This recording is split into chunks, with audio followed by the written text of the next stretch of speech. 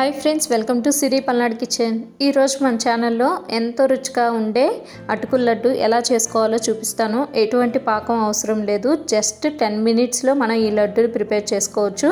పిల్లలకి స్కూల్ నుండి రాగానే ఇలా హెల్తీగా లడ్డూలు చేసి ఇవ్వండి, తృప్తిగా తింటారు. తక్కువ ఇంగ్రీడియంట్స్ తోటి చాలా సింపుల్గా చేసుకునే ఈ అటుకుల లడ్డుని ఎలా చేయాలో మరి చూసేద్దామా. ఫస్ట్ ఈ అటుకుల లడ్డు కోసం స్టవ్ వెలిగించి ప్యాన్ పెట్టుకొని దానిలోనికి 1 కప్పు అటుకుల్ని తీసుకుంటున్నాను. ఇక్కడ నేను మందపాటి అటుకుల్ని యూస్ చేస్తున్నాను, మీరు కావాలంటే పలచటివైనా యూస్ చేసుకోవచ్చు. ఇప్పుడు ఇది మొత్తం లో ఫ్లేమ్ మీద బాగా క్రిస్పీగా అయ్యేంత వరకు ఒక 5 మినిట్స్ పాటు వేయించుకోండి. చూడండి, ఇలా అటుకులు అనేవి బాగా క్రిస్పీగా ఫ్రై అవ్వాలి. ఇప్పుడు స్టవ్ ఆఫ్ చేసి ఇవి చల్లారిన తర్వాత మిక్సీ జార్లోకి యాడ్ చేసుకోండి. ఈ విధంగా మిక్సీ జార్లో యాడ్ చేసుకున్న తర్వాత ఇప్పుడు మూత పెట్టుకొని దీన్ని బ్లెండ్ చేసుకోవాలి. చూడండి, ఈ విధంగా బ్లెండ్ చేసుకుంటే సరిపోతుంది. మనకి అటుకులు అనేవి పూర్తిగా ఫైన్ పౌడర్ లాగా రావదండి, కొంచెం బరకగా ఉంటుంది.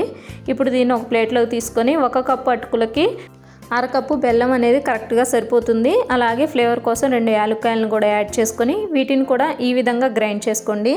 ఇలా మొత్తం గ్రైండ్ చేసి దీన్ని కూడా అటుకుల పౌడర్లో యాడ్ చేసుకొని ఇప్పుడు ఈ బెల్లం అటుకుల పౌడర్ మొత్తం బాగా కలిసేలాగా కలుపుకోండి. చూడండి, ఈ విధంగా బాగా కలుపుకోవాలి. ఇప్పుడు ఇలా కలిపిన తర్వాత మనకి లడ్డూలుగా చుట్టుకోవడానికి ఈ కన్సిస్టెన్సీలో రాదండి, మనం నెయ్యిని యాడ్ చేసుకొని లడ్డూలు చుట్టుకోవాలి. ఇప్పుడు స్టవ్ వెలిగించి ప్యాన్ పెట్టుకొని దానిలోనికి ఒక 2 టేబుల్ స్పూన్ల నెయ్యిని యాడ్ చేస్తున్నాను.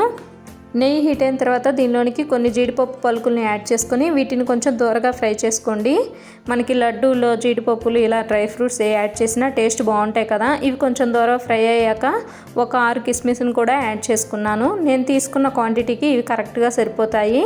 ఇప్పుడు ఇవి బాగా ఫ్రై అయిన తర్వాత ఆ నెయ్యితో సహా ఈ డ్రై ఫ్రూట్స్ని మనం ముందుగా కలిపెట్టుకున్న అటుకులు బెల్లం కలిపెట్టుకున్నాం కదా, దానిలో యాడ్ చేసుకోవాలి.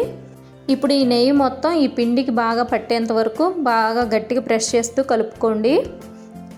చూడండి, ఈ విధంగా మొత్తం కలిసిన తర్వాత మనకి లడ్డు చుట్టుకోవడానికి వీలవుతుందో లేదో ఒకసారి చెక్ చేసుకోండి.